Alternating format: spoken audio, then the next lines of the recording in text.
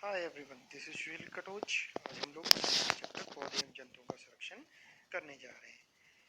इसमें हम लोग वनोन्मूलन क्या है उसके बारे में जानेंगे। वनोन्मूलन वनों को काट कर जो प्राप्त भूमि है उसको अन्य कार्यों में उपयोग करना कहलाता है।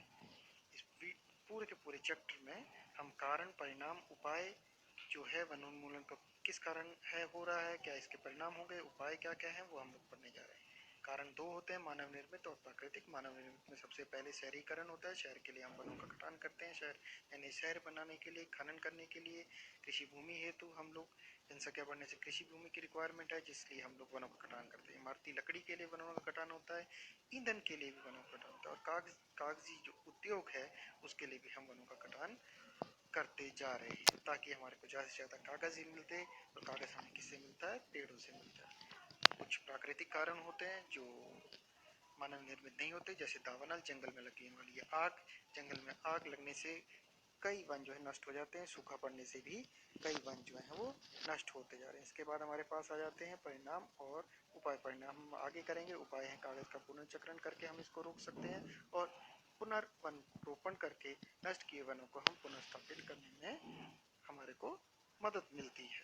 अब हम लोग करेंगे इसके परिणाम। वनोन्मूलन के परिणाम: सूखा पड़ता है, बाढ़ आ सकती है क्योंकि जड़ें जो हैं वो पानी को रोकती हैं। मरुस्थलीकरण हो सकता है, मृदा अपरदन हो सकता है। जो जड़ें हैं वो मृदा को बांध करके रखती हैं। अगर पेड़ कट जाएंगे तो मृदा अपरदन होता है। और ग्लोबल वार्मिंग, जिसको विश्व उष्णन कहते हैं। और इसके बाद हम लोग पढ़ेंगे जैव विविधता क्षेत्र विशेष की वनस्पति जात और प्राणी जात को किस तरीके से वन्य प्राणियों को हम संरक्षण कर सकते हैं वनों का। इसमें जो गवर्नमेंट है वो 4 तरीके अपना रही है। जैव मंडल आरक्षित क्षेत्र बना रखे हैं, राष्ट्रीय उद्यान बना रखे हैं, वन्य प्राणी अभयारण्य बना रखे हैं और टाइगर रिजर्व बना सके। हम लोग बारी बारी सबके बारे में डिटेल से पढ़ते हैं। चलिए, जैव मंडल आरक्षित क्षेत्र क्या होता है?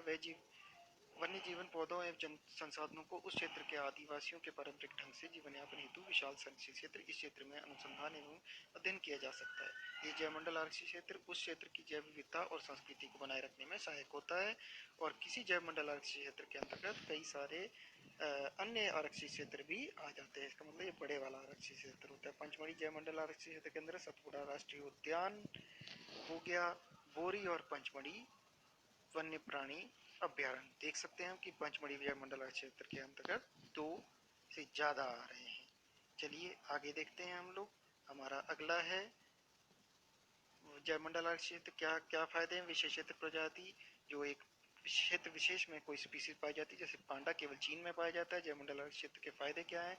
हम लोग किसी स्पीसीज को जो है प्राकृतिक आवास में बचाए रख सकते हैं, उसका आवास नष्ट होने से बचा रख सकते हैं। अब वन और वन प्राणी को हम लोग जैव मंडल आरक्षित क्षेत्र कर चुके हैं।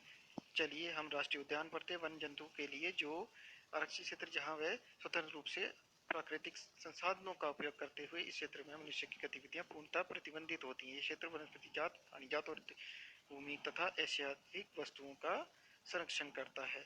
इसके बाद वन्य प्राणी अभयारण्य आ जाता है आपके पास। वनस्पति जात और प्राणी जात अपने प्राकृतिक आवास में संरक्षित होते हैं।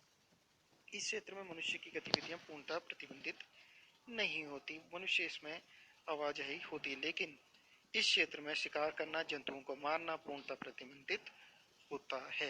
ये आगे हमारे पास वन्य प्राणी अभ्यारण्य। हम डिफरेंस देख रहे हैं सबके बीच में। अगला आ जाता है हमारे पास टाइगर रिजर्व। ये प्रोजेक्ट टाइगर हमारी सरकार द्वारा चलाया गया था, 1973 में शुरू हुआ था। इसके अंतर्गत प्रोजेक्ट टाइगर में जो बनाए गए रिजर्व थे उनका उद्देश्य बाघों की उत्तर जीविता टाइगर रिजर्व संवर्धन करना था।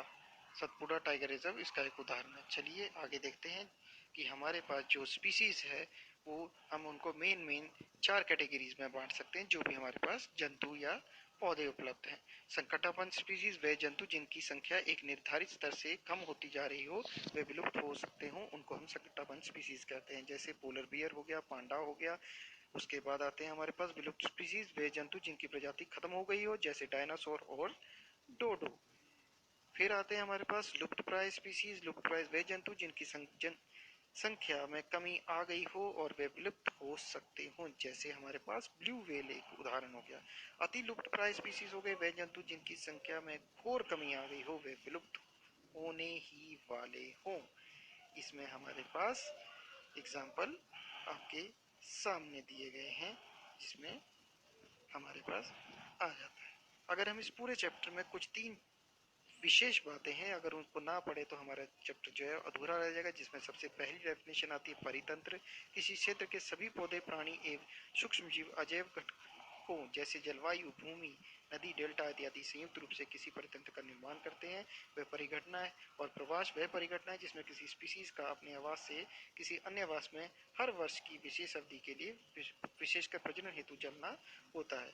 फिर आती है हमारे पास ऐसी पुस्तक है जिसमें सारे इन जो स्पीसीज है उनका डेटा डाला जाता है, जिसको रेड पुस्तक, डेटा पुस्तक कहा जाता है। वह पुस्तक हमारे को दी गई वेबसाइट से उपलब्ध हो जाती है। Thank you very much for watching. Hope आप लोगों को ये चैप्टर